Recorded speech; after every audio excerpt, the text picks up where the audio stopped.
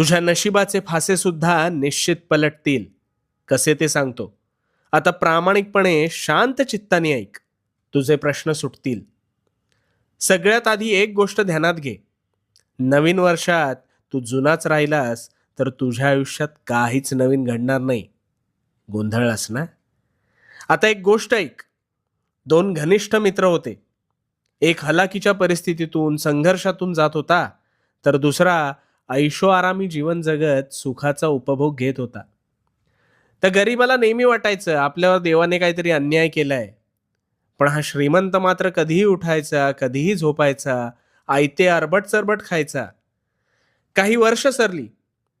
गरीब मेहनत करत होता, पण त्या मेहनतीला बळ आलं आणि त्याच्या घरी लक्ष्मी नांदू लागली.